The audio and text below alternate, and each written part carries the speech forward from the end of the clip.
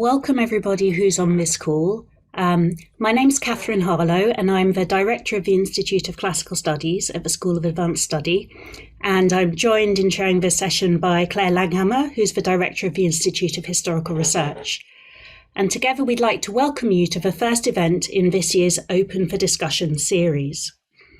Open for Discussion is an annual series of talks and conversations organised by the School of Advanced Study. The series aims to give different perspectives on critical issues that affect our lives today. Each session is very much about discussion, and so we look forward to hearing a range of perspectives over the next hour and a half, both from our invited speakers and from you, our audience.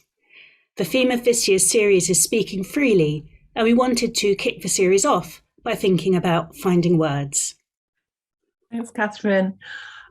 Words matter. And being empowered to find words is important for individuals, for communities, and for society. In tonight's session, we're interested in how we articulate and voice words, how we collect, present, and perform them, and how their value is weighed. Fundamentally, we're interested in whose words matter and have been seen to matter across time and space. We're also interested in the mechanisms that support or hinder the ability to speak freely. To help address this topic tonight, we've got three contributions from the arts, from an interdisciplinary humanities research project, and from an archive, which is also an ongoing project. Catherine and I will be introducing each of our guests in turn and allow them to present some of their work and reflections on this theme. We'll then put some broad initial questions to the panel as a whole before opening up the conversation to your comments and your questions. And I want to reiterate that we see everybody here as a potential participant, and we really invite you all to contribute your own words to the question and answer box, which should appear at the bottom of your screen as we go. And we're going to be recording the session. So if at any point you want to go back and see the session again, you'll be able to. Catherine. Thanks, Claire. So I'm going to introduce our first speaker, or rather a set of speakers, because it's Dave Carey and his colleagues Paul and Michael from Chickenshed. Chickenshed is an inclusive theatre company based in North London. Its motto is Theatre Changing Lives. And for the past 40 years, it's been working not just in London, but across the UK and increasingly in international partnership with other theatre companies to champion difference through inclusion, enrich lives and transform worlds. So over to you, Dave. Hi, thanks, Catherine. My name's Dave Carey. I'm a senior creative producer at Chickenshed. Claire started off by saying whose words matter. And I think that's really the starting point of where Chickenshed begins. We started, I'm going to do a very quick introduction of the company and then introduce you to Michael and Paul. We started life 40 years ago, as Catherine said, really aimed at just being a theatre company, a performance experience for everybody. But in the 1970s and 80s, everybody was not really everybody. People would say, who is everybody? And everybody seemed to be essentially people in the mainstream of society. And if you were socioeconomically disadvantaged, you had an issue where you were from a special needs education provision, you weren't really included as everybody. So we as a company really began to explore how we could bring everybody into the room, how we could actually create work that if it went into a school, and we're going to hear from Michael in a minute, in Tottenham, that the people watching it, the kids watching it, could see themselves represented on stage. They could hear their words beginning to come back.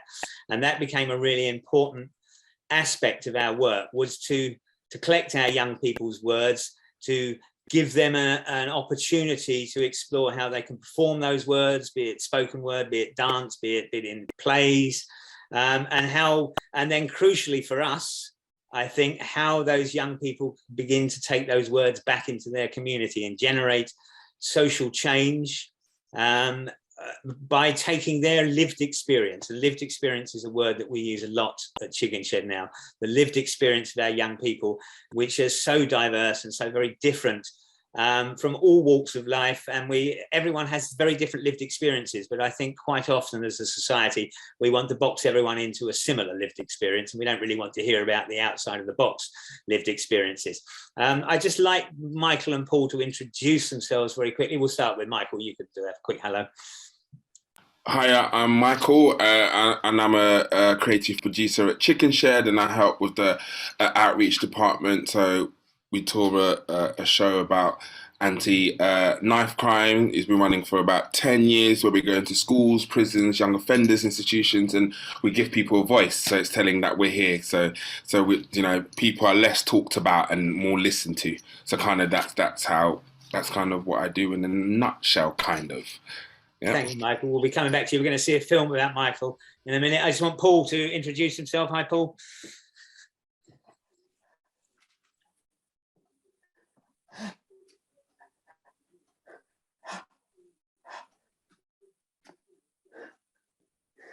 I can just say Paul's very nervous at this kind of scenario, and sometimes he has difficulty. Oh, he's going to go now.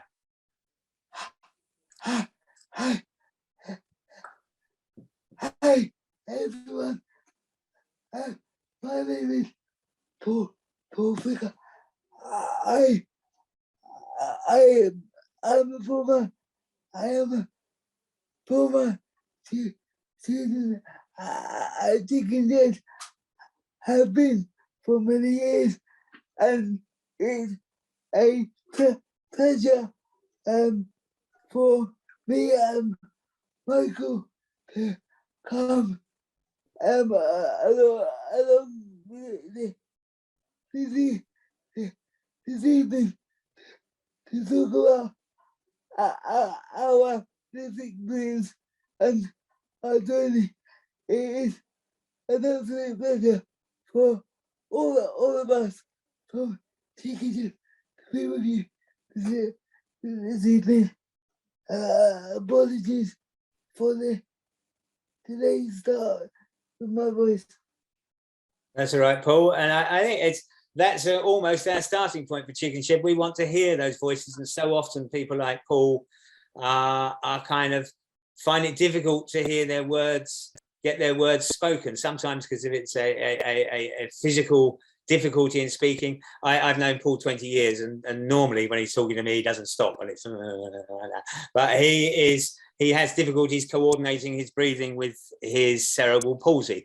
I think let's see some films. This is where technology is going to do us over, isn't it? But I'm going to start off with a short film about Michael and then just have a little chat with him. I'm really hoping this works. Here we go.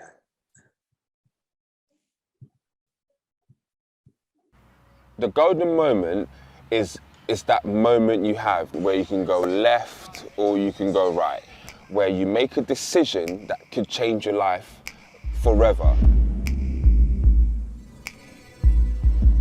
Well, I lived in Tottenham. So I have one brother, one sister, my mum and my dad who has passed away. Misbehaving was pretty easy for me at school. And I wasn't really thinking about the future. No one will, get offended for me saying it. No one here was, rich or really comfortable, Going out there and seeing people with stuff, sometimes you want to take it because you got a chip on your shoulder and a bit of jealousy. Being the eldest out of all of us, he was always the most eccentric, always talking and loud and stuff. Disruptive, rude, gang member, intimidating. I mean, most of us were here a lot because we were suspended a lot. I remember we was playing here.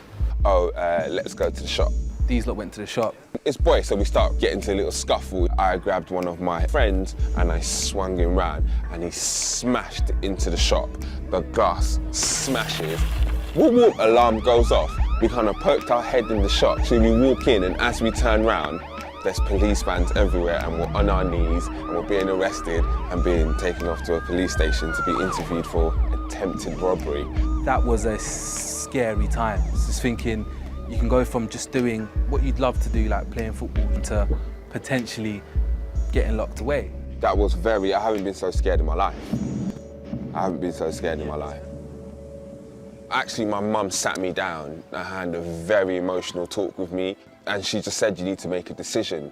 Because at the point, my role models were, you know, they're no longer here, you know what I mean, because prison or death, you know what I mean, and these are the boys that I look up to, and my mum mentioned them by name. Things not here, things in jail, this is not what you want to do. So that was being, you know, in trouble with the police the second time was a real moment for me. A real moment for me. I first heard about Chickenshed through my drama teacher.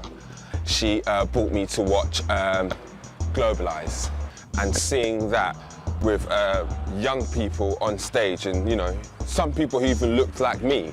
So thinking, you know, one day I could possibly be able to do that. It was absolutely like mind-blowing for me. It got me so excited about theatre, and I fell in love with Chickenshed at that moment straight away. Being young, and sometimes being around here, you do get stereotyped, and people, you almost become, you know, isolated from society. And go into Chickenshed and people asking me, you know, my opinion. And so I remember, you know, affecting a class once with an idea I had, and I didn't even want to say it. And I said it, and then the whole class changed. So they was like, okay, that's great, let's run with that. You know, I was well chuffed. I remember coming back and telling everyone, because we do it so naturally at Chickenshed, that's what we do. There's never a wrong answer. It means so much to, you know, a 16-year-old boy from Tottenham or a 16-year-old boy from Enfield, or, you know, any young person who feel, you know, that they're not being listened to. So what really changed was as I came back here, and some of the stuff that my friends were getting up to started not sitting right with me anymore. Because then you feel like if I do get in trouble with the police and I'm away for a bit, people will miss me. So I've started to be valued, and that meant the world to me.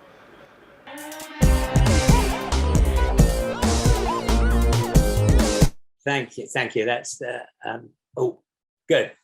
Thank you, Michael. You can unmute because we're gonna talk. I think for me, key, particularly when we're talking about words and voices, words being heard. That sense for you as a young kid coming out of Tottenham, that someone actually listened to you and valued your words. I think just to kind of, I think it was a lot of, especially if you're a kid that struggles in the school system because it's not for you, because I'm artistic, which I figured out, I just learned in a different way. So I was just frustrated quite a lot.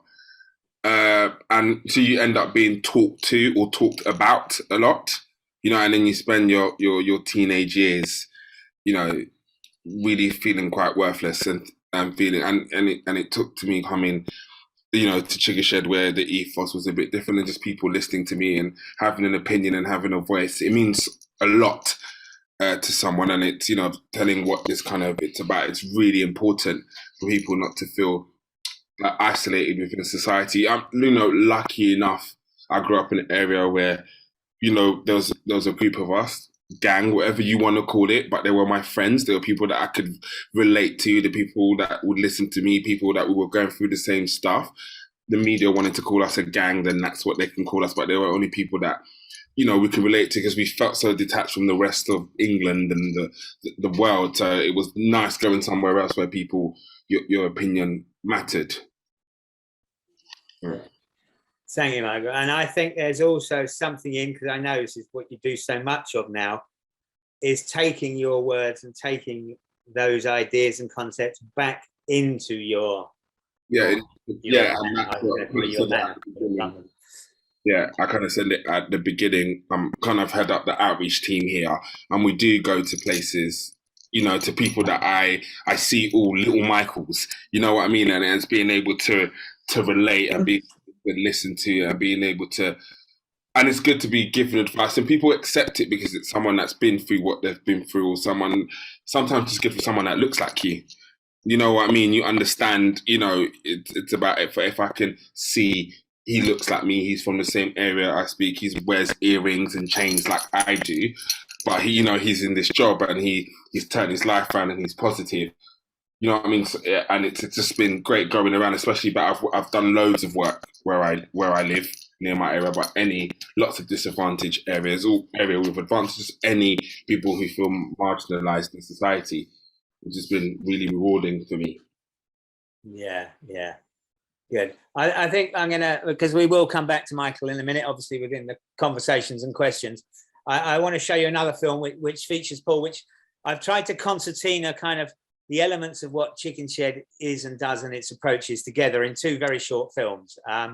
I should preface this by saying that we are now at a situation, we have a purpose-built building in North London. We have 600 members that come after school on a weekly basis for performing arts sessions, and then we have 150 full-time students, of which Michael's a senior lecturer with, and they come and explore. We call it inclusive performing arts, but our real vision, and our vision's always developing, it's never changing, it's always kind of growing and layering. And I think for a long time we felt it was enough to give, that we wanted to give people a voice, but now we realize, of course, we've got to give them that voice with purpose, that there's an outcome and a reason for giving them that voice. Otherwise they're in their own echo chamber. And this is what the kind of issues we want to address by creating work that can give platforms to voices. So Paul's film I'm going to show now, and as I said, I've known Paul a number of years, and he is now a kind of really fundamentally crucial part of we do a lot of diversity inclusion training and unconscious bias training, as I mentioned, and for us it became really important that someone like Paul, who identifies as having a disability, was not only just comes in and is eye candy, as I'm sure he'd like to be known, but is actually then able to deliver activity, discussion, and viewpoints and thoughts on what it's like to be someone of disability in 2022. Yeah, so I'm going to show the film. I'll stop talking. Hang on. Here we go. If it works as well, we're fine.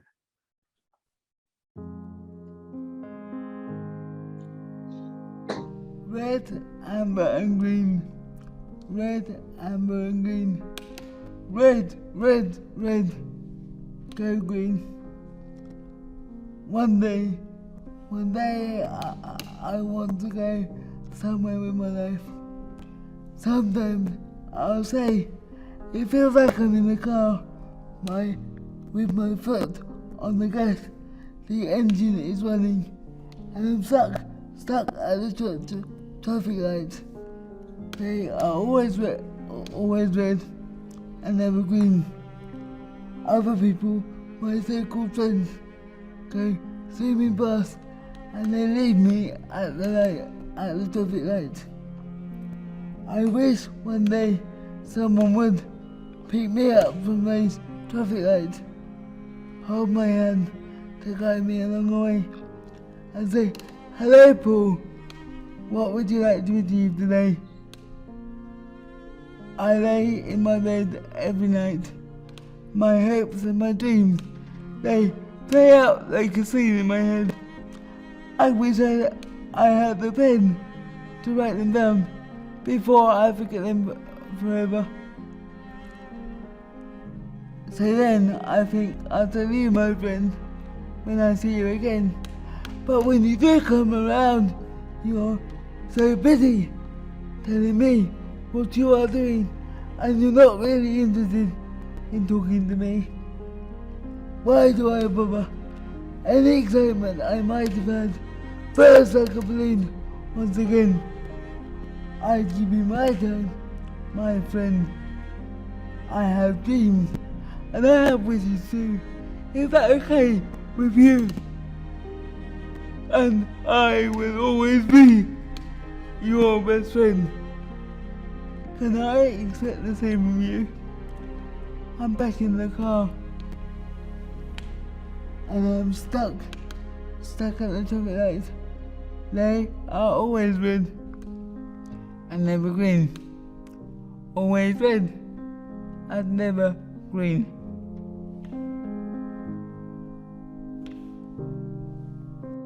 Thank you, and thank you for watching that.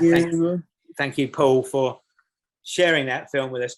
Paul, I just wanted to, because to talk about, and we have a lot of conversations about this particular film, but I just wanted to ask you, how important is it for you, taking aside Chickenshed and all of that, how important is it for you that your words can be heard and listened to? It is absolutely important because if I'm in a work setting, Dave, and I'm working on a project or I'm making a plan, it's much better to hear two voices rather than one. So in answer to your question, I'd say it is vital to have many voices rather than just one or two. And I will start my work by saying I hope that I'm speaking and representing for all disabled people from all walks of life, because I know that there are people out there who would like to find voices and find words that can't, and it's very tricky for them to find voices and words, and they get around it, but it's hard work for them. Yeah, thank you, Paul. And I think I can prime you with this question because you know, how happy are you if someone tries to finish your sentence because you're speaking slowly? Not happy, and actually it's quite embarrassing because always know that I'm fighting to get the get the words out. As people say to me, it is coming back, but just depending on the situation, on the setup, what kind of day I've but you know me, Dave, and Michael, I can hold the conversation down, no problem, when they get started. He certainly can hold a conversation down. Don't get him talking about Spurs versus Arsenal. He will get very noisy. Thank you. That was really, in terms of presentation, that seems a bit ad hoc and random, but I was really keen that we could give a little bit of an overview of what Chickenshed is. I know we're then going to have a conversation, but with all of these things for us, you don't want to hear, I'll be rude now, you don't necessarily want to hear a white middle-aged man talking. It's really important to hear the voices of the beneficiaries and the people that we work with. And both Michael and Paul have come through our student system, alumni system, and are now staff members to be able to take their voices back into their communities. And I think that is the thing that we're proudest of doing at Chickenshed. We put on great productions, but it's that time of trying to create social change through the lived experience of the people that are actually in the communities and how we take that back to the communities to create social change. I think that's probably enough, and I should hand back to Catherine. Thank you very much indeed, Dave. And of course, thank you very much, Paul, and thank you very much, Michael. That's been a brilliant start to our session. And just a lot there we can pick up on, especially I think about the importance of spaces that enable people to find their words, because everyone has a story to tell and a contribution to make as well. Before I get carried away, because we're not at that part of the session yet, I need to hand over and introduce our second set of speakers. And that's Dr. Tom Wright and Dr. Arlene Holmes-Henderson, who are Principal Investigator and Co-Investigator on Speaking Citizens, which is an interdisciplinary collaborative research project funded by the Arts and Humanities Research Council. Speaking Citizens is a project about the importance of speech and speech education, both in the past and in the present. But I'll hand over now to Tom and Arlene to talk about finding words in relation to their work. Unmute myself. Thanks, Catherine, and thanks, Dave, Paul, and Michael. That was really inspiring stuff. So Arlene and I, we both are university teachers and researchers, and we're fascinated by how we can help with this, how we can help with creating spaces in society where people can speak. And we're interested in particular in the idea of how you speak as a citizen and how helping people to speak can help make society better. So we were asked on to this panel tonight to think about the idea of what stands in the way of making people speak freely, and what do debates about free speech ignore? And one of the things that we're really interested in is how some people are taught to speak and others aren't. One of the barriers that's placed in the way of ordinary people having their voices heard, speaking freely, is the barrier of educational culture. Some people are taught how to speak, others are not. Then there's the issue of speaking culture. Some styles of speaking freely are made central and others rejected. And we're really interested in this project to bring together people in universities to see what we can do about those issues, and to see what the ideas that we come up with can contribute to discussions, particularly discussions to do with schools and education policy. Okay, so this is this project which we run called Speaking Citizens. It's funded by the Arts and Humanities Research Council. We're about 2/3 of the way through. And what we try and do on this project is to engage with a particular idea. And it's a particular idea that those of you who are teachers or hang around with teachers will have heard before, hopefully. But it's this idea about speaking.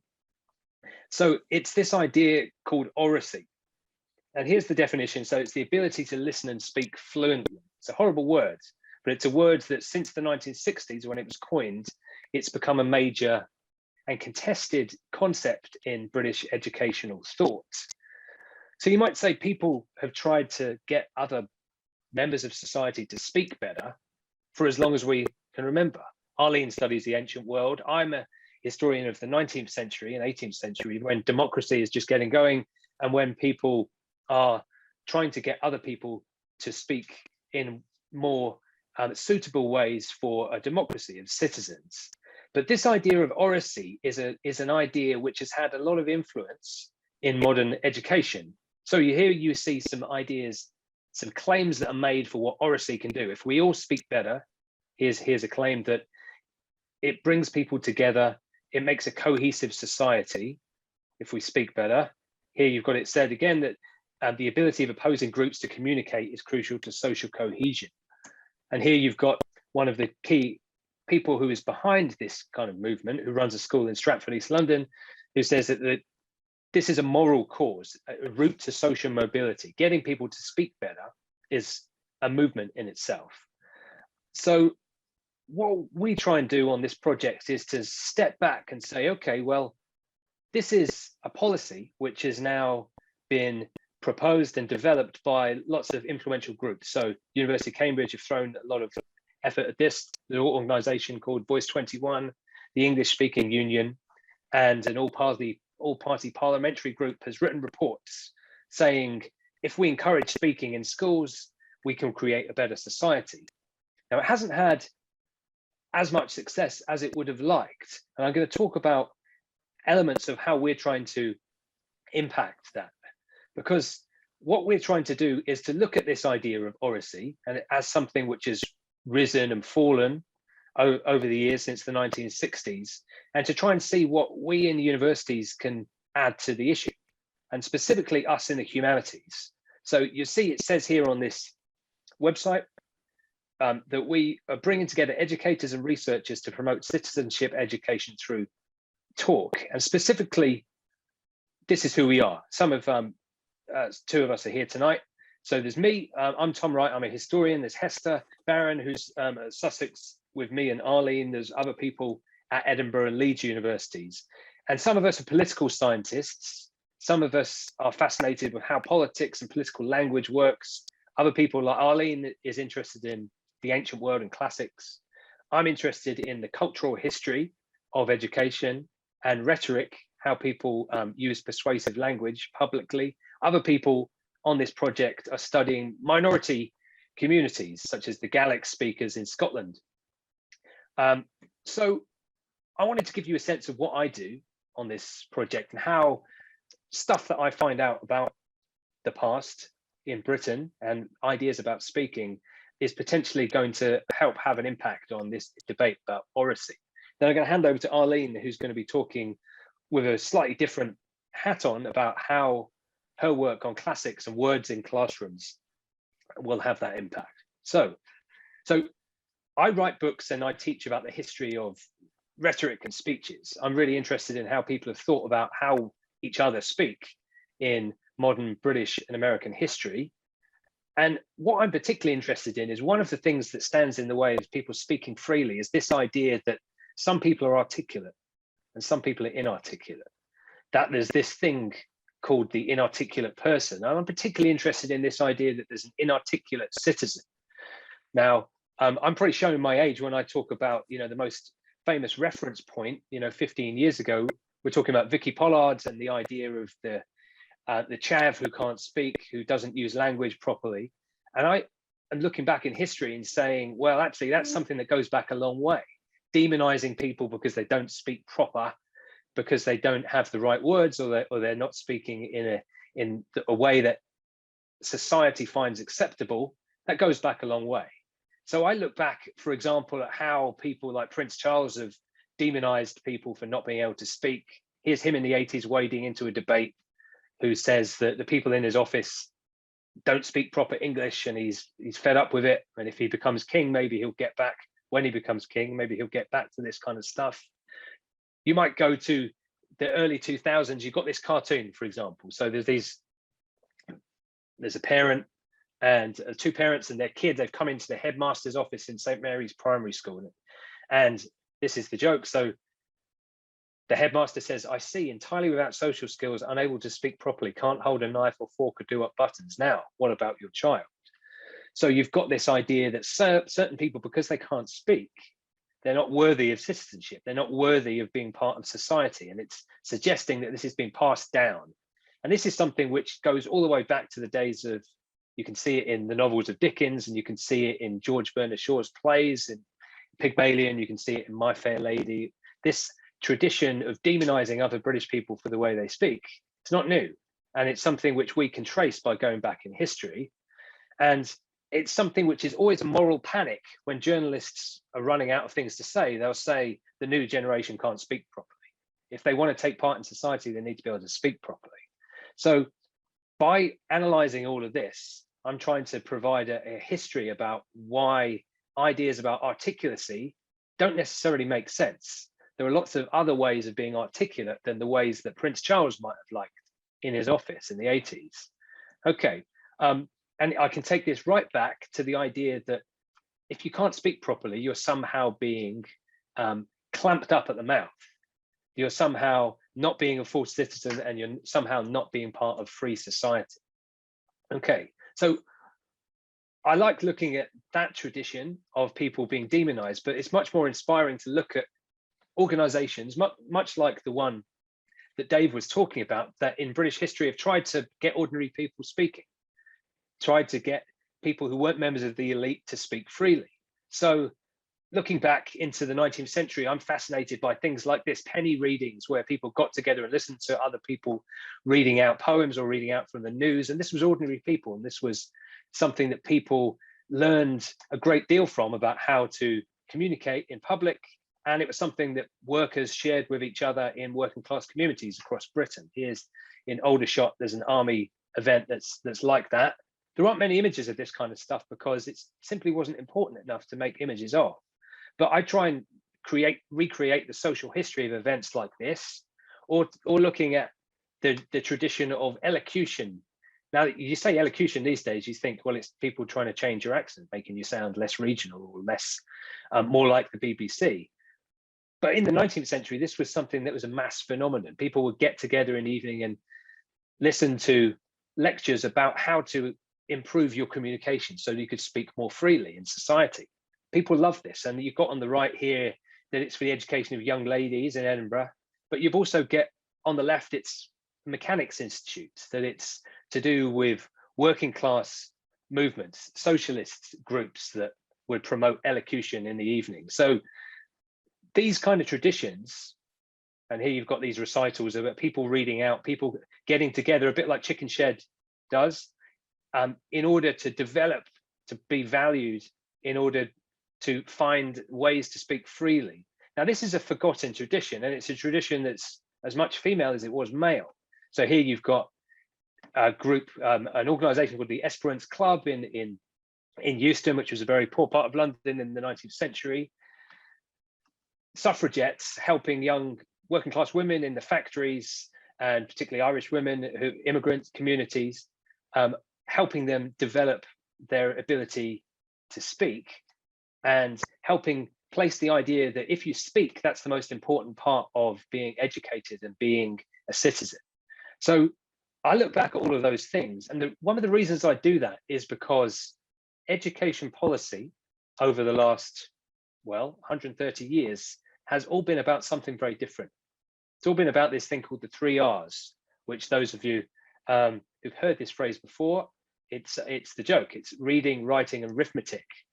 And it's this idea that when compulsory education began in the 1870s, they said that's what working class people need. That's what they need. Is they just need the 3 R's. They need arithmetic, writing, and what you've got in these situations is speech being taken totally out of the equation. People are not sitting in this room here learning how to be better speakers. They're learning how to be passive. They're learning how to receive information. So a lot of what people are doing, teachers are trying to do to encourage oracy, is a way of fighting against this tradition. And here you see it going through. So you've got in the 1860s when elementary education has been proposed, it says the duty of the state in public education is to obtain the greatest possible quantity of reading, writing, and arithmetic for the greatest number. And in the 1990s, when the national curriculum comes along, it's almost exactly the same. The principal task of the teacher is to ensure that pupils master the basic skills of reading, writing, and number.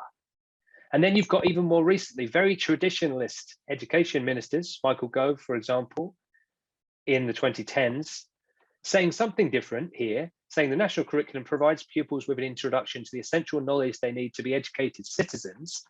It introduces pupils to the best that's been thought and said, a very Victorian phrase, and it helps engender an appreciation of human creativity and achievement. That's great, but we're still talking about numeracy, language, and literacy. We're not finding that space for the things that the 3 R's forgot. And that's really what we try and do on our project, is to think, what did the 3 R's tradition forget? You know, the experience of being alive in the moment when you're speaking, the experience of speaking with other people, the experience of finding yourself, of feeling valued, as Michael said, as Michael explained, when you find the right words. And so what we're trying to do, and what I'm trying to do, is to try and provide evidence and that we contribute to policy reports for the Department for Education and parliamentary groups and bodies that will help push back against this idea that traditional education always has to be written.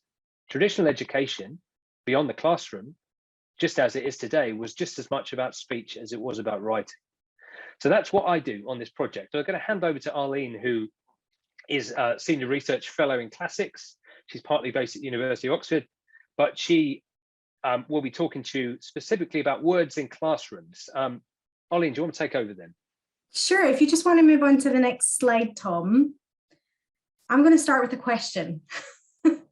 And given that the theme for this evening's event is finding words and speaking freely, I wonder what you think is the average number of words spoken by a pupil per lesson. I did some training recently with some head teachers in Cambridgeshire, and their first guess was 100. It's not 100. Next to guess 60, 20. The National Literacy Trust found that the average number of words spoken per pupil per lesson is 4. Are you shocked?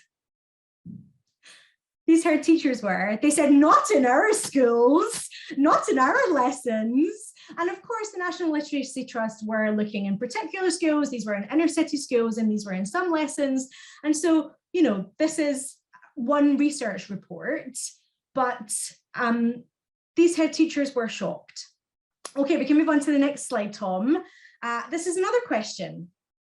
What percentage of talking do you think is done by the teacher in lessons. This was research done by ICANN, which is the Communication Trust charity, based on 4 words per lesson. I think you're probably going to be thinking quite a high percentage.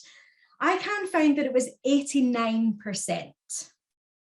89% of talking was done by the teacher in lessons. And John Hattie has found a similar sort of percentage. So in terms of finding words, how much practice are school learners getting in oracy in the current curriculum in England?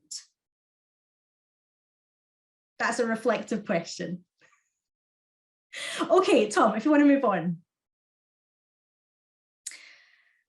Thinking about the barriers to oracy currently, there's a huge divide. So children who are growing up in some areas of deprivation, around 50% of them are beginning school with some delayed language. And it's particularly prevalent at preschool level.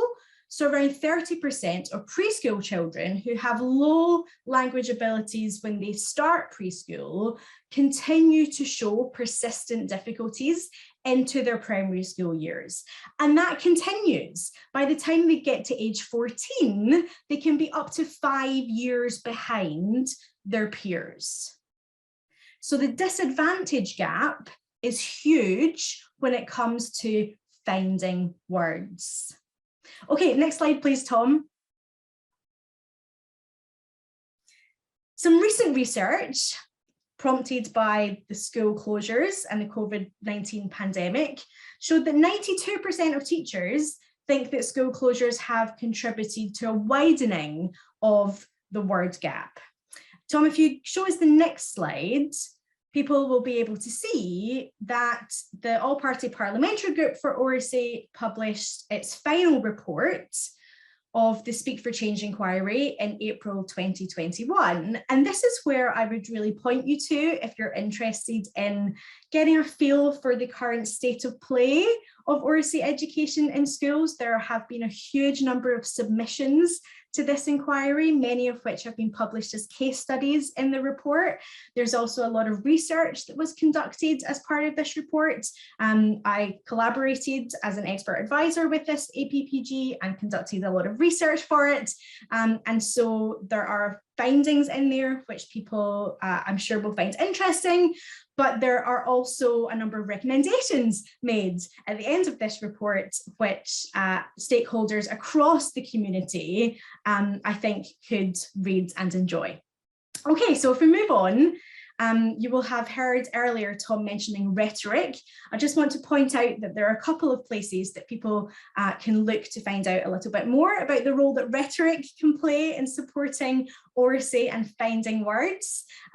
This is an article that I wrote about the role that classical rhetoric can play in supporting oracy education. This is freely available online. And the next one, Tom, don't just take my word for it.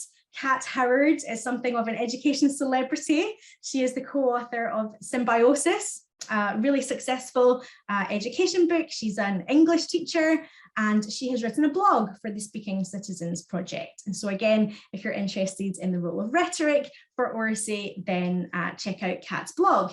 And rhetoric, I think, sits really as the bridge between oracy and citizenship.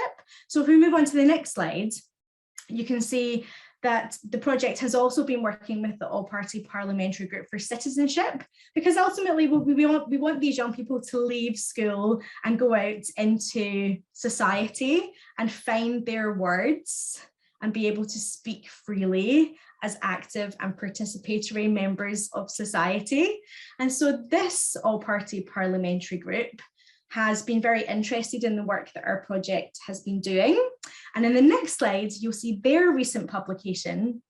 They published a report in November last year called The Missing Link. And again, this is full of statistics and recent data from parents and from teachers about the importance of helping young people feel equipped to speak up on behalf of themselves on key issues. And again, this is freely accessible online.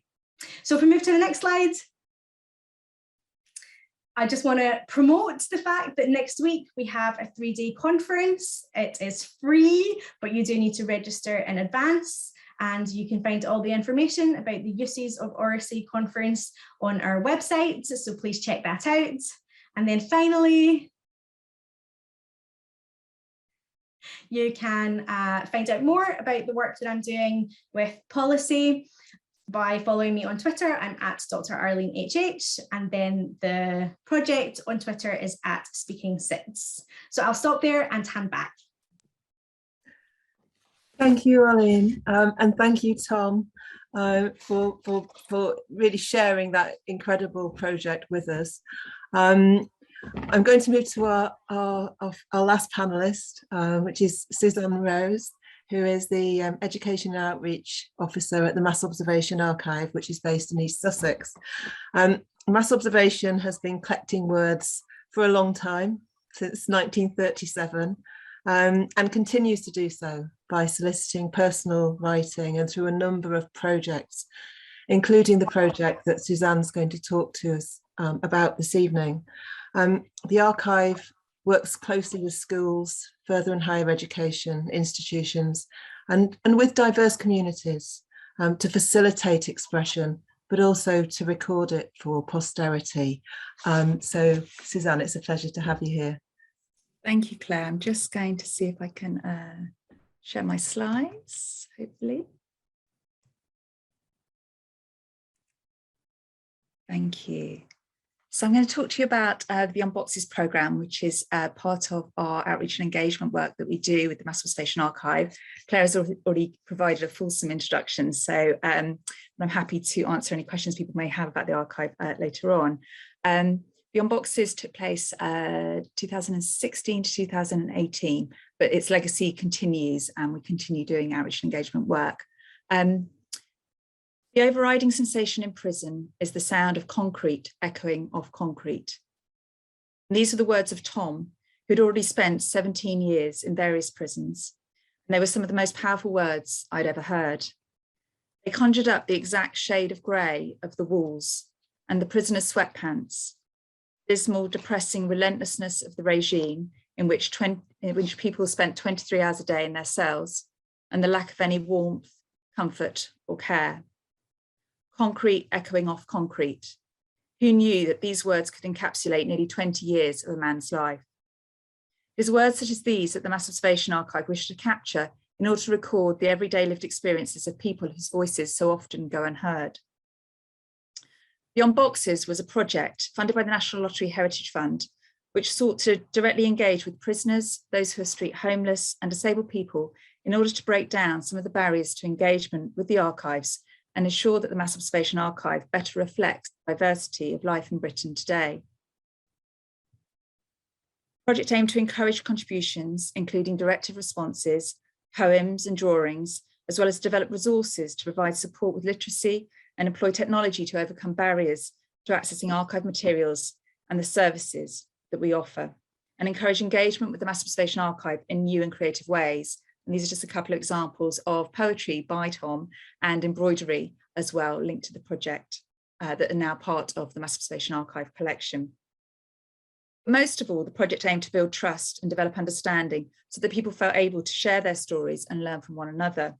Participants were invited to share their memories, their reflections, to make connections with their own personal history and lived experiences, which they could share with the archive and with one another.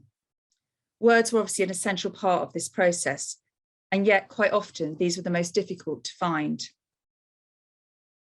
In the prison setting, this included creating literacy resources, a book of basics seen here in an exercise book, which included some of the activities that we explored in the sessions that we ran over the 2 years of the project, so that many more prisoners, beyond those that actively took part on those days, were able to explore and access the resources that we developed. Prison literacy rates are high. Half of Britain's prisoners are functionally illiterate, according to research by the Shannon Trust. So supporting prisoners to articulate their thoughts and feelings, whilst understanding their frustration, was key to building relationships of trust and respect. That and a steady supply of shortbread biscuits. There was something so powerful about witnessing personal triumphs, whether this be a word read out loud, a sentence written and shared, or the palpable relief of being understood and being able to express oneself. It was a privilege to be part of this process. And the importance for the Mass Observation Archive to be involved in this kind of outreach and engagement work of this nature was that it ensured that the archive is both inclusive, and it also challenges us to find new ways of engaging with people to make the archive accessible to them.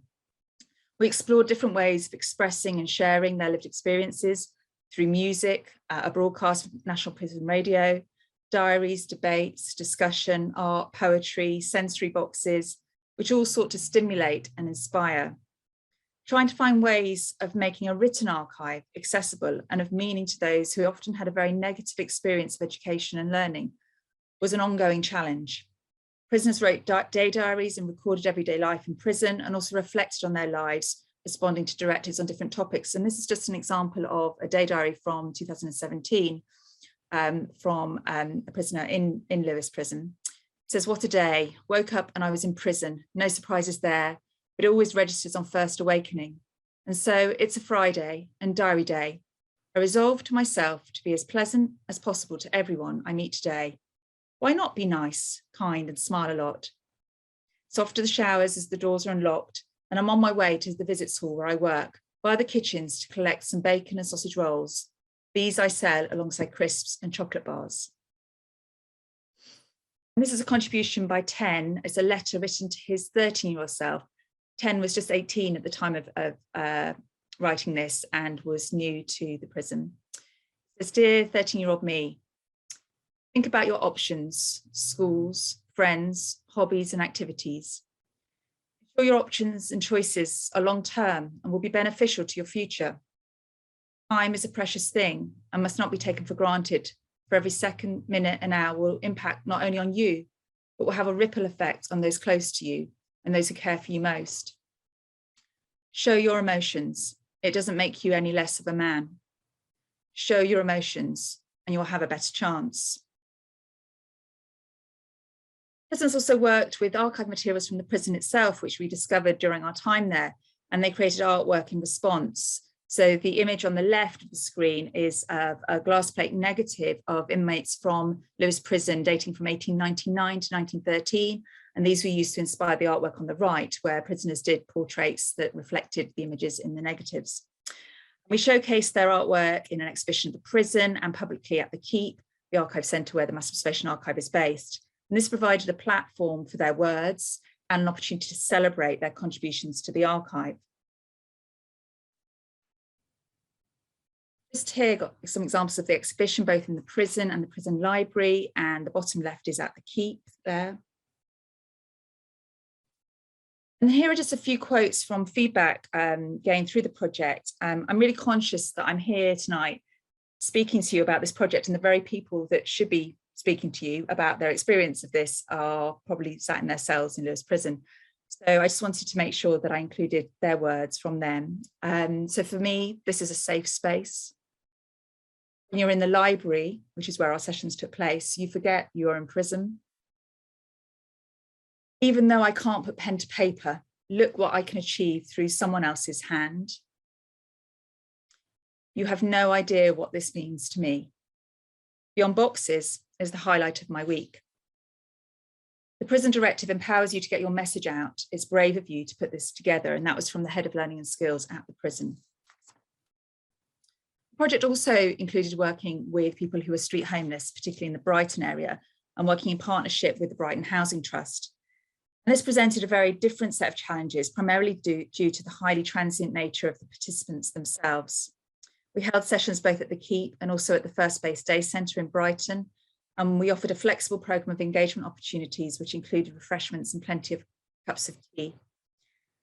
We recognised that accessing archive services was not necessarily going to be a top priority to somebody who was currently street homeless, but we wanted to open up the service so that people were aware of the possibility of both using and engaging with archives for their own interest and enjoyment, but also more practically, so they were aware of a facility which would offer some shelter and potentially some useful information.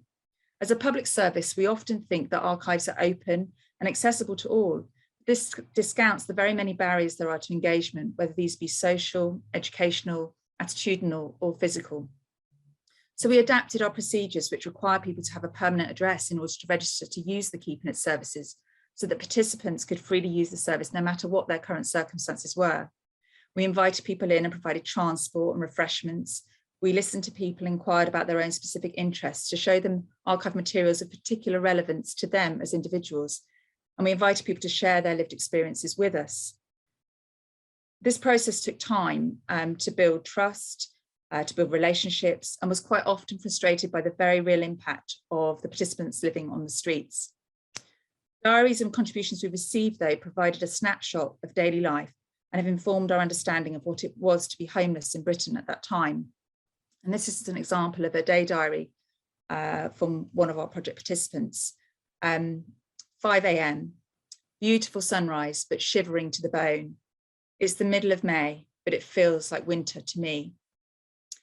6 to 7 a.m, a few disapproving looks from the dog walkers and joggers in the park as I kill time before a charity opens up to provide coffee and breakfast. Finally, the project also worked in partnership with Blind Veterans UK. And this brought about the challenge of making a written archive accessible to those who are blind and visually impaired. It also opened up the archive service to those with other disabilities and those with complex needs. Sessions at the Keep and at the Blind Veterans UK Day Centre and other centres for older people gave us a unique insight into the barriers to engagement with written archives in particular. A key part of this work had been to consult the Blind Veteran UK's IT experts to identify the right kind of accessible equipment that might enable blind and partially sighted visitors to access the Mass Observation Archive and other research materials at the Keep, as well as the Keep's online catalog, as well as considering the potential training that staff and volunteers might require to assist blind and partially sighted visitors to the archive. The team visited the archive with members from Blind Veteran UK and carried out a brief access audit of current technology and provision, and it made recommendations for suitable purchases. And once we'd secured funding, further visits were made to make sure that we were able to kind of implement and use the software, including magnification and screen reader facilities, a suite of computers in the reference room, which had scanners and other access software on them. And further investment was made in developing large print guides and resources and other versions of all of our Keep's written resources in large print formats. The Blind Veterans UK team also provided the staff and volunteers at the Keep with sight loss awareness training, including appropriate sighted guiding, and gave them tips for supporting people on accessing the archives. And we also visited the centre many times to work with its members, build relationships, and use the archive materials to inspire members to share their stories with us and record their lives for the archive. And their groups visited us in return. We also worked with Liz Porter, who's an access consultant, and she wrote the independent evaluation for Mass Observation. She's a blind woman herself, and she was able to kind of fully interrogate the work that we were doing. Here she is talking to one of the members of Blind Veterans UK using the software that we'd newly installed at the Keep. We trained up buddy volunteers to work on the front line to specifically support all of our visitors at the Keep, but particularly those with additional access requirements, to make the service more accessible to all of the members of the project, but also the wider audiences that we want to access the archives at the Keep. The project had many outcomes, and I just wanted to highlight a few of these to close. We now have this amazing collection, Beyond Boxes, which sits as part of the Mass Observation Archive. It includes all of the materials we captured, recording everyday life in Britain by prisoners, by those who are street homeless, and by disabled people.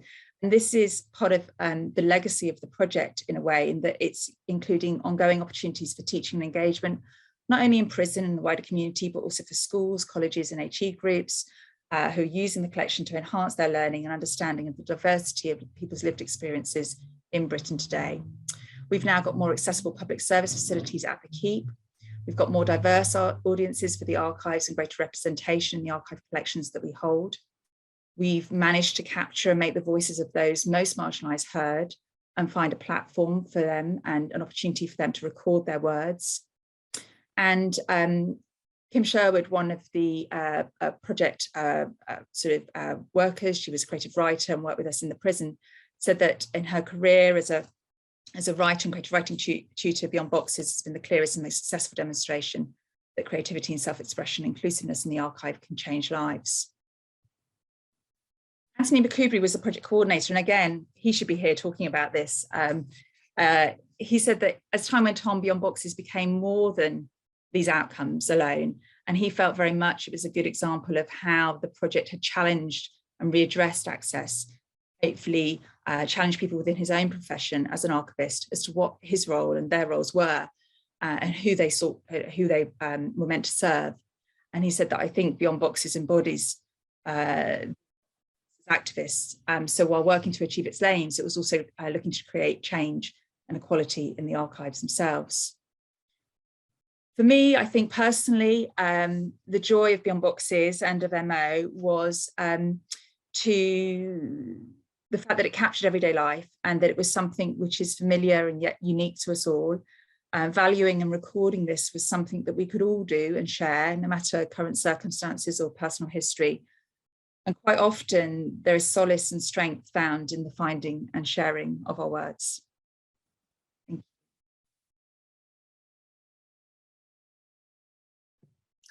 Suzanne, thank you so much. I was fortunate enough to be able to visit the exhibition in Lewes Prison and to talk with some of those who had contributed to it, and it was just an extraordinary privilege to see that kind of work in action.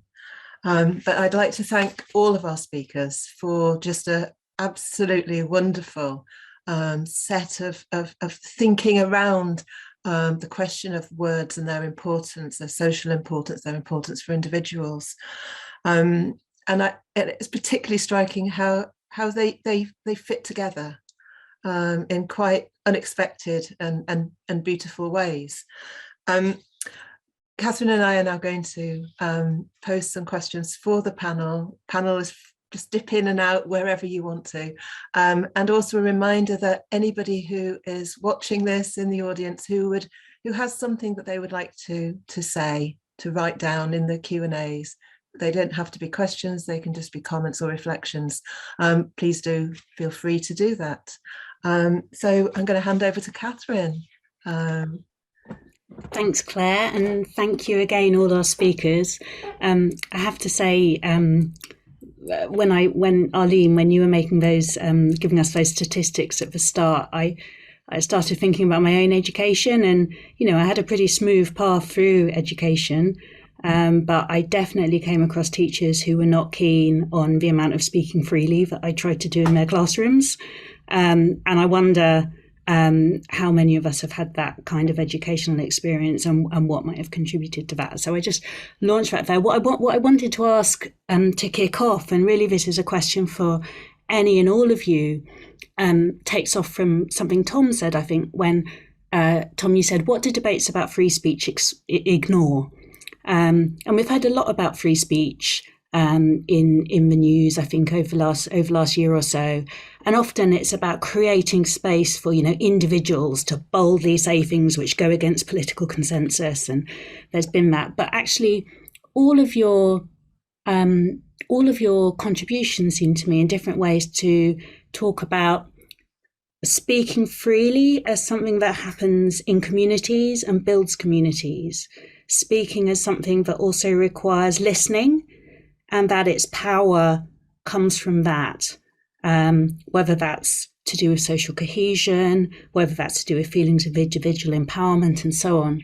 And so I just wondered if you'd agree that that's sort of at the heart of the value of speaking freely, and also, do you think there's enough understanding of that at present, in public life, in education, and so on? Paul, yeah. Can I start? Would you like me to start? Please do, yeah. I think everybody deserves the right to speak freely, no matter what, because everybody has a voice box in there somewhere, even if it is a little staggered when nervous or they need extra help. Something that we really mean at Chickenshed is the freedom to explore and see how we can change and put people out, get people out of the box and get their voices really heard. I think speaking freely is of the utmost importance. I think that's just to pick up what Paul there. I think a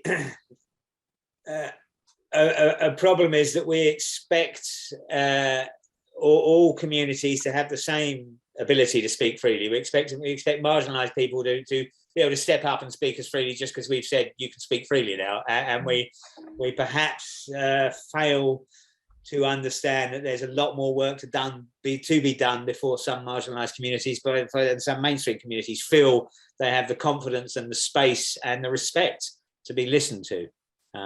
Yeah, and I think that's my contribution. Yeah, I think respect is a really strong theme that's come through, hasn't it? Yeah. Anyone else like to reflect on that question, or should we move on? I think it's very. Sorry, I'm going to carry on there. I think it's really it's really interesting that everyone really has talked about negative education experiences, and that's the story that we find everywhere we go, is this negative educational experience. And I probably didn't even speak I would have spoken a lot in class, but not out loud enough for the teacher to hear me. But I was never engaged in my educational time. And I think that, and Tom talks about how do we get people to be able to speak freely and practice speaking, and we don't give people that space to practice communicating. And I think therein lies our problem. Yeah. I guess a lot of the spaces you talked about, Tom, were also alternative spaces. You know, they were self-organising workers groups, initiatives that were set up outside of this kind of formal education system. And again, I mean, Suzanne, you were thinking about the importance of, you know, the various ways in which you had to configure access arrangements actually to genuinely empower people and enable them to connect. So I guess there's lots coming through about how we can do this. And I'm just wondering about why it seems, going by the Speaking Citizens project, this has been sort of under the radar of formal educational structures for so long. I'm going to defer to Arlene, who was a teacher for many years, and I think you could probably speak to that far more eloquently than my examples could. Yeah, I mean, I think some of this comes down to what is valued in assessment, and the currency of assessment often is what dictates what happens in the classroom. And as long as oracy is not given any credit in assessment, it's unlikely to drive any professional practice or school development plans. I would have said that's true probably until 3 or 4 years ago, but actually increasingly a lot of head teachers are saying, well, okay, we actually think that this is a priority, and having done some training with organisations who have taken a bold step and put oracy at the heart of their school curriculum, like the one that Tom mentioned in Stratford in East London, they're seeing really positive results with the speaking curriculum. And so we are going to prioritise oracy whether it gets credit in the GCSE exams or not. But the Oracy All-Party Parliamentary Group made a number of recommendations in their final report, having considered a lot of submissions from practitioners in the classroom and various stakeholders across the community. And those recommendations were for the Department for Education, some were for Ofsted, some were for providers of teacher training. And if those stakeholders were to read those recommendations and begin to act on them, I think we may be in a situation where people find words and speak more freely at all stages of education. We have some questions and comments in the Q&A, which I'm going to now click on the answer live, whatever that means. So I'm going to read them out. I don't know whether I need to, but I'm going to, and apologies in advance for any mangling of the questions or comments that I make with my own approach to words. But we have a comment here that says, in each generation, there is appropriation of the accents, grammar, vocabulary of those whose voices are demonized. Does this have an adverse effect on those who have been appropriated? A great question. Would Tom, perhaps you would like to start with that one? Yeah, I think sociolinguists are the kind of people who study, appropriation, something that goes back, hundreds of years. And I think the demonization of multicultural London English goes hand in hand with people emulating it. I think that it's part of a vicious cycle, isn't it? That you demonize something that you secretly envy. You secretly envy the authenticity of a northern accent like yours, Claire, or a southern accent like mine, and you find in the thing that you see outside of the norm of the imagined citizen something which you want to repress or something that you want to exploit financially. So I think it's a fascinating subcurrent to this idea of articulacy, is that there's a push and pull between an object of desire and an object of hatred. I can't be the only one who code switches. I think everyone code switches in their life, but code switching in a way that appropriates, especially for social and economic gain, is one of the most salient, important things in sociolinguistics. And I think it's a fascinating field that some of the people on our project would have a lot more to say about if they were here. And they might say very interesting things about how that works in Scotland, for example, or in Wales, or in places where there are linguistic minority communities that have minorities within them. But I'll leave it at that. But that's a brilliant question. Thanks, Tom. Is there anybody else who would like to respond to that one? Only to say that there is another research project that the person who asked that question might be interested in looking at. It's called the Accent Bias Project.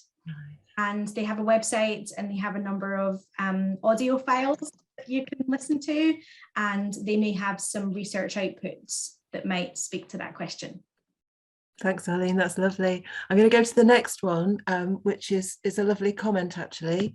So what I've learned tonight is about the platforms ordinary people work on and create so that they and others can speak freely. It's these platforms and the work behind them which has been impressive and encouraging. Thank you. And thank you, Marlou, for that. And there's another one.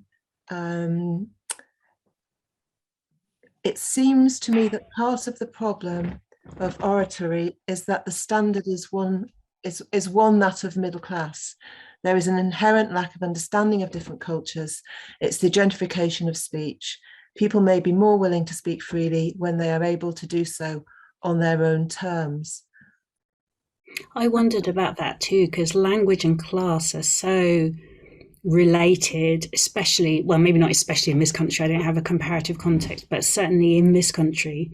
And I sort of wondered about that line between dictating what counts as proper speech and enabling and listening and finding value in people's speech. And how, yeah, I think in a lot of contexts in British discussions, it's not clear which one's going on,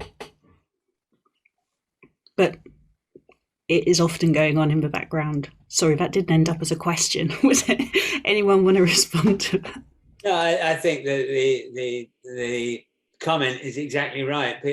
People will be more willing to speak when they can do so on their own terms, when they don't have to sit in the box of the correct language and use of language. And I know that when we're working with our young people at Chickenshed, and I was just texting Michael saying, do you speak different at Tottenham? In Tottenham, when you go back to Tottenham, do you speak differently than when you're at work, which is in a shed we're in Cockfosters, it's lovely, a very middle class white sort of area. And he was saying not anymore, but I would imagine at some point it did. There's that disjuncture of I'm at home now with my mates is a different language. And when I'm speaking to our young people, there are times when I have not a clue what they've said to me. But that's okay, I think, as well. That's because that's their language and they're expressing themselves in their way. And I don't have to be able to understand every element of what they're saying, but their view and their thoughts are still as relevant to me. I think, Catherine, you said about oratory being really off-putting. And one of the key things that we're trying to do in this project is to draw that distinction between oratory, great speeches, great people from history, whether it's Martin Luther King or David Lammy or whoever it is, or Greta Thunberg or someone. Oracy is really not about that, and it's really about the eloquence and the effective communication that happens at moments like this, where we're just interacting, where it's not about set piece speeches that can really intimidate you. You sit there and you watch Obama give a speech or something like that, and you think, well, I'm never going to do that. So why is this inspiring to me? It's the bar is too high. So I think one of the key things is that oracy and the teaching in school is not about speeches. And if it is, then it's been approached the wrong way, I think. Yeah, and I would just like to agree with Catherine and say that this is a very contested area. And there absolutely are people who will say that in schools, we should be teaching young people, if they're going to speak, they should be speaking in standard English. And then there will be other people who say, we just want to encourage them to speak. We want to get them to be speaking freely and in a way that is meaningful for them. That's what we should be valuing. And so I guess at this point, I would just like to point to the work of people who specialize in this. And they would be Professor Neil Mercer in Cambridge and Ian Cushing at Edge Hill. These are people who absolutely have devoted a lot of time to thinking through these concepts in education. And if this is something you're interested in, have a look at what they've written. There's another comment that I will read out from the chat. My teenager who is confident in speaking freely about their experiences is often told to stop expressing their ideas, despite the fact that they are debating in history and politics lessons. They feel the teachers don't necessarily wish to pick up the challenge of students exploring issues outside of the curriculum. Very frustrating in an academic school. And this is a thank you for that contribution, and that's made me think even more about generation, really. And I kind of wondered, Suzanne, the generation dynamics that you picked up on, because you quoted a number of the younger prisoners, 18-year-olds, and I wondered whether there were sort of generational differences in that willingness or that feelings of freedom in self-expression in the project that you ran. Yeah, I think I suppose what I noticed, what I remember most keenly was the fact that these younger prisoners in the setting we were in the prison library, were just 18 and they'd found themselves in a men's, category B prison, and yet they were boys really, and so much of the sort of conversations that we were tentatively having as we were kind of getting to know them was more about sort of building sort of trust and confidence and giving them a sense of safety within the session so that they could feel free to express how they were really feeling, because what we noticed, and I would imagine they were having to do as a way of surviving, was to kind of put on a kind of very much a front that they were much older than they were, in order to kind of front it out with these older prisoners that they were kind of living with, and yet they were very much younger, of a different generation, and also feeling quite lost and quite at sea in that particular environment. So in terms of expression as well, they were, I think, really keen to kind of explore their literacy challenges as well, but at the same time hide a lot of those things. So they were keen to take part, but they didn't want to kind of let on that their reading and writing levels were lower, or that they or they were dyslexic, or they couldn't read, and so there was quite a lot of work to be done just to try and support them to have confidence to be able to share. And actually what was lovely was there was quite a lot of mentoring eventually, as the group bonded, there was quite a lot of mentoring opportunities for the younger prisoners with the older prisoners involved, to be able to kind of give them support, give them encouragement, build some confidence, and actually make them feel a lot safer when they went back onto the wing after the sessions, so that they could feel that they were part of a kind of broader group of people who were interested in not just the sessions we were running, but interested in being able to express themselves in different ways through the work that we were doing. So yeah, it was quite heartening. But does that answer? So I've whittled on. Does that answer? Okay, absolutely does. It makes me sort of think about bringing it back to where we started with the importance of the arts, actually, and whether we're talking about in formal educational settings or places and ways that people come to creative arts. I mean, I was really struck, Michael, when you said quite kind of early on you said I'm artistic, and you sort of put that against maybe your path through school, not necessarily having found that about you, but that's how you like to express yourself in school. But then it was your drama teacher who told you about Chickenshed, I think. But there's so much focus on the importance of STEM and science and maths and so on, for the kind of future of the country. And I just wondered where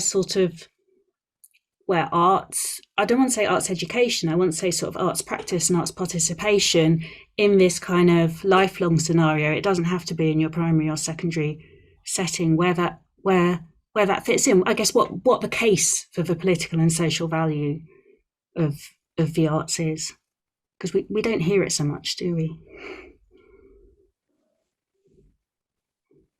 Sorry, yeah, just unmuting myself. Yeah, no, it's true. We don't hear it so much, and it is the pressure of a system that was built way before any of us were around, I think. So it's the pressure of that, but it's just it's a different way of learning, and we need to, us at Chickenshed and us here, we're up for that fight, for showing people can achieve and be smart, in quotation, in a different way. I value my creativity more than just the same as my fiance, who's very academic. Did very well at university, loves writing a good essay. For me, but she struggles in certain other things that I'm really good at. I can't wait into a place where they're both as valued. And I think once that happens, I think the school system will see the benefit of that, because that can be very frustrating when you feel value and you feel stupid, quite frankly. You know what I mean? And sometimes you do, because I've got friends who are teachers who are struggling, and it's so rigid. It's so rigid.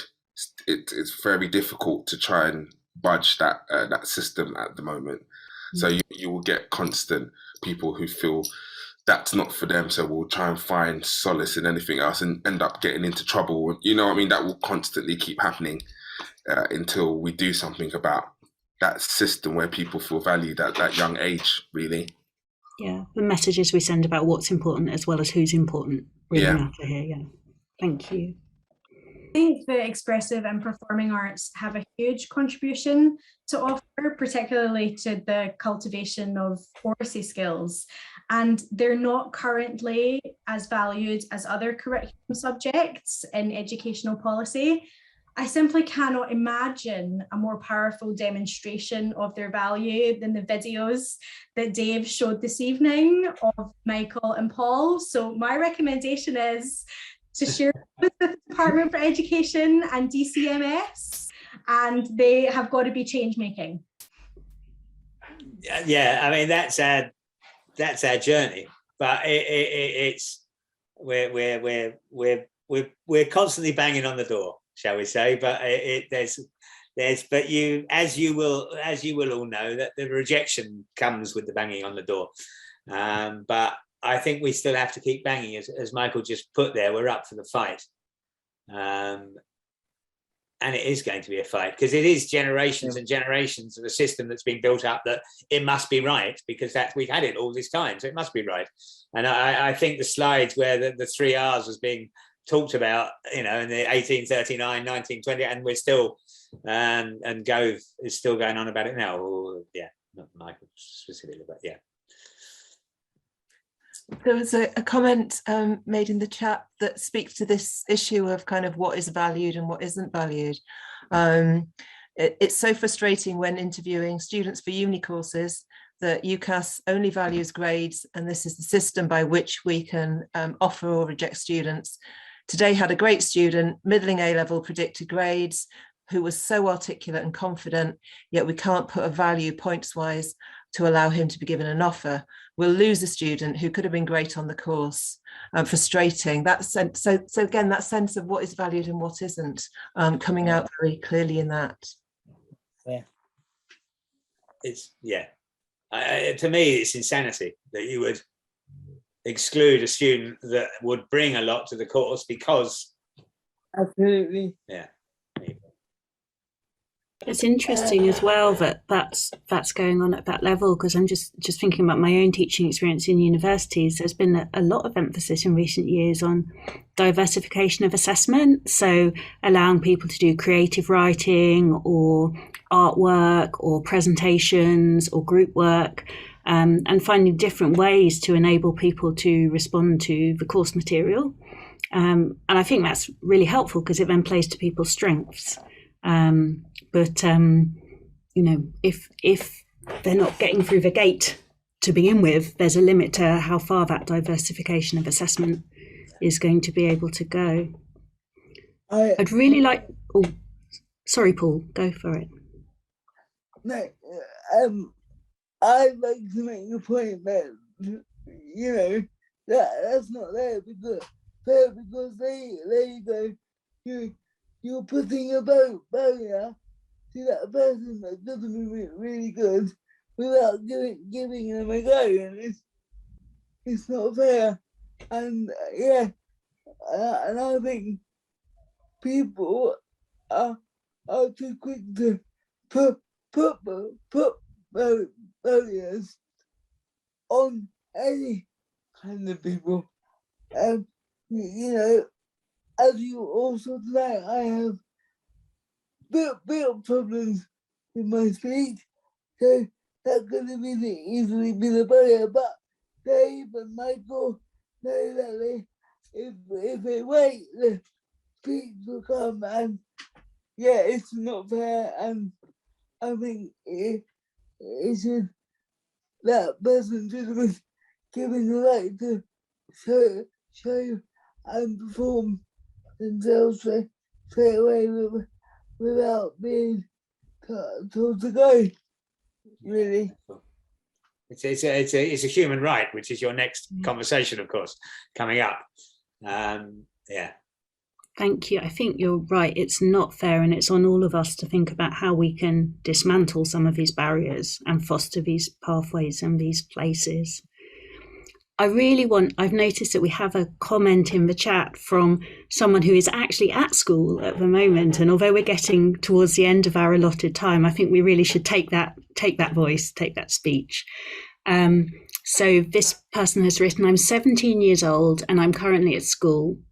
I definitely think that after the pandemic, people are less confident in speaking up and have become self-conscious.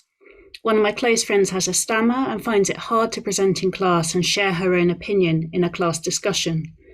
Just wanted to say this as there are so many groups of people who find it hard to speak out.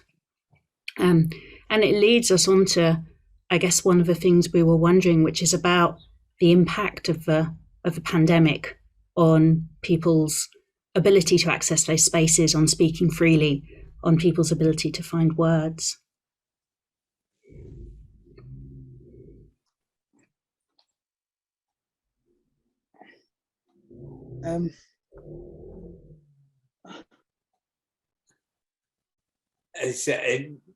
Is the question about how has the pandemic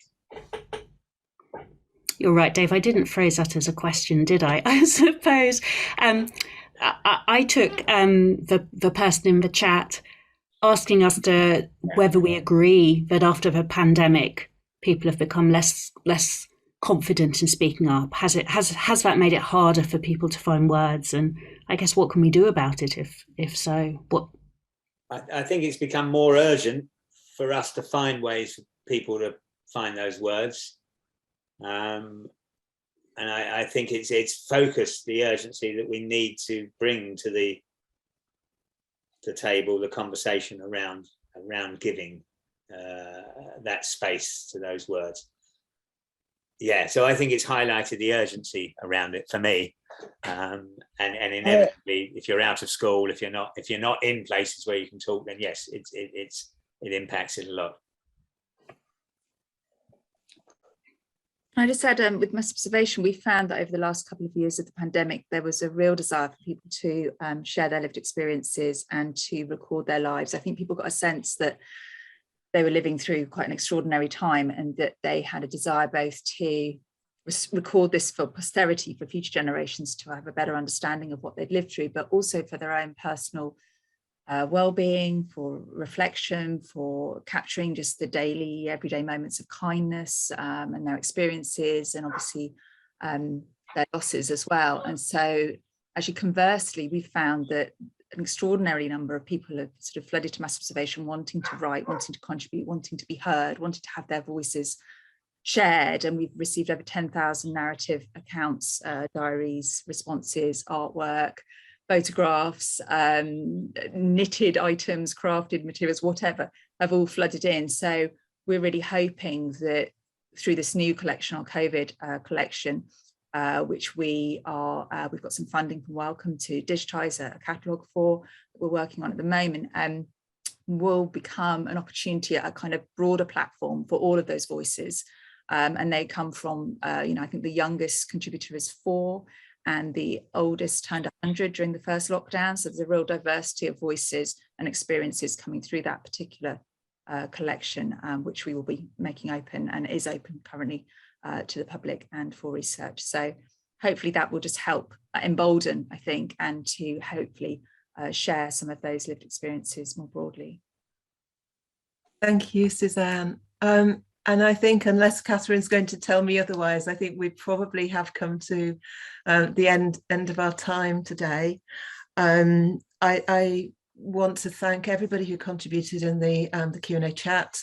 I obviously want to thank all of our speakers for just such incredibly thoughtful and thought-provoking discussion pieces. I very much hope that we will all be able to work together again at some time in the future.